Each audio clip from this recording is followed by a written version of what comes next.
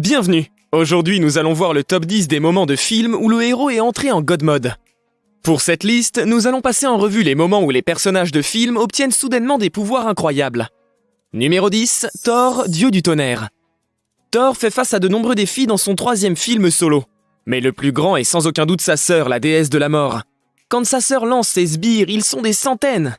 Et les choses s'annoncent mal. Cependant, une vision du père de Thor, Odin, rappelle à Thor que son marteau perdu n'était qu'un moyen pour lui de concentrer ses pouvoirs, et non la source de ceux-ci. Ce marteau devait l'aider à contrôler ses pouvoirs pour se concentrer sur la source de sa force. Mais son vrai pouvoir provient du ciel et du tonnerre. En tant que soldats, ils n'ont aucune chance contre le dieu du tonnerre. C'est une séquence impressionnante et encore plus divine, grâce à l'aide de Led Zeppelin. Numéro 9, 100% Lucy. Tout au long de ce film de science-fiction, nous voyons le personnage titulaire acquérir des capacités de plus en plus fantastiques à mesure qu'elle utilise son cerveau au maximum de ses capacités. Ce n'est pas une prémisse scientifiquement exacte, mais cela donne un film passionnant. Une fois que Lucy se rapproche des 100%, elle acquiert la capacité de voyager dans l'espace et le temps. Elle peut notamment mettre le temps en pause, le rembobiner et l'accélérer, comme si le monde n'était qu'un film. Son voyage la ramène au début de la vie humaine et de la planète Terre. Finalement, Lucy quitte son corps et se retrouve partout. Bien qu'il ne soit que le 9e de notre liste, le moment de Lucy en mode dieu illustre peut-être le mieux ce que serait vraiment un dieu. Numéro 8, Star-Lord utilise ses pouvoirs célestes. Les retrouvailles de Peter Quill avec son père commencent bien. Bien que de façon étrange, son père est un céleste, un être extraterrestre divin de la taille d'une planète. Mais les révélations sur son plan d'étendre son influence à travers la galaxie, ainsi que le fait qu'il ait tué la mère de Peter, aigrit considérablement les choses entre eux. Alors que ses amis travaillent à poser une bombe, Will réveille ses propres capacités célestes pour le distraire. Les deux utilisent leurs capacités pour littéralement remodeler le monde qui les entoure de manière puissante, et parfois drôle. Cela donne une scène de combat complètement folle. Numéro 7, Thor arrive au Wakanda. Oui, nous allons faire 2 moments de Thor. Mais ils sont dans des films différents et ils sont tous les deux aussi fous. C'est vraiment génial. Le dieu du tonnerre est mis à rude épreuve dans ce film avec Thanos qui tue la moitié de son peuple en même temps que son frère. Thor entreprend de créer une nouvelle arme capable de s'attaquer au titan fou. Pendant ce temps, les Avengers combattent Thanos. Mais ils sont gravement dépassés en force et en nombre. Au moment où ils sont submergés, Thor arrive comme un patron avec Rocket et Groot à sa remorque. Il utilise sa nouvelle hache brise-tempête pour décimer les forces de Thanos et renverser le cours de la bataille. C'est la guerre à son apogée. Honnêtement, on a l'impression qu'il peut tout accomplir à ce moment-là. Numéro 6, le déchaînement de Dark Vador. Le raid audacieux des rebelles pour acquérir les plans de l'étoile de la mort a coûté de nombreuses vies, y compris celles de tous les principaux protagonistes du film. Dark Vador monte à bord du vaisseau amiral rebelle et poursuit sans relâche les renseignements en fauchant des hommes avec son sabre laser et les projetant avec la force. Cette scène incroyable a en fait été conceptualisée tardivement et ajoutée dans le cadre des reshoots, et Dieu merci.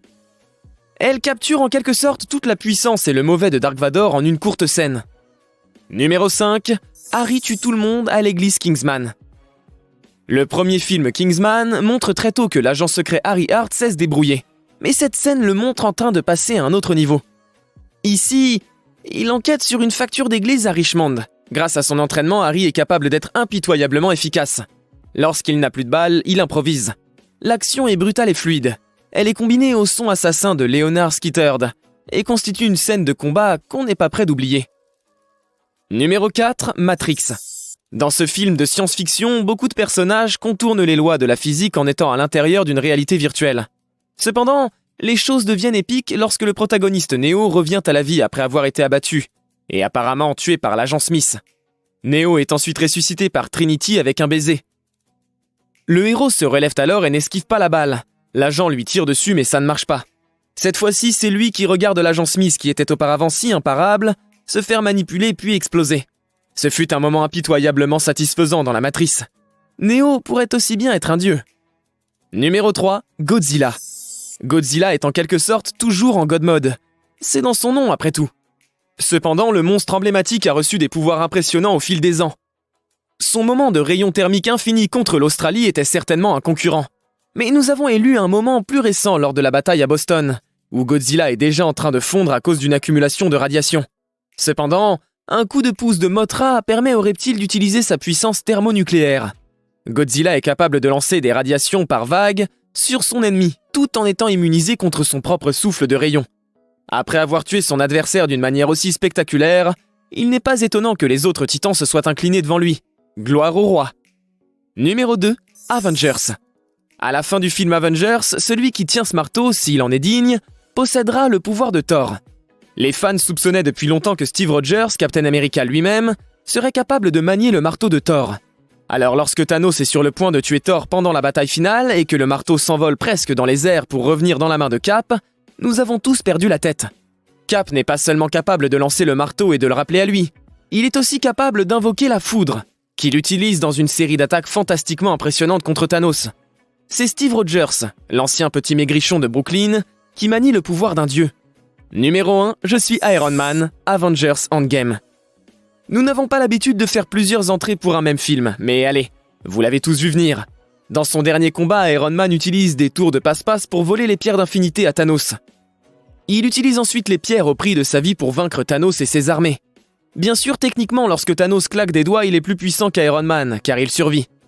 Et bien que nous soyons tentés de choisir ce moment à la place, en fin de compte, l'acte final emblématique de Tony Stark était plus digne d'être célébré. D'abord, il a l'air plus cool en le faisant. Et en plus, Thanos est déjà pratiquement un demi-dieu, alors que Tony n'est qu'un homme. Alors, vous êtes d'accord avec notre choix ? Si vous avez aimé la vidéo, n'oubliez pas de vous abonner à notre chaîne et d'activer la cloche des notifications. Notre chaîne propose des tas d'autres vidéos géniales comme celle-ci. Bonne journée et à bientôt!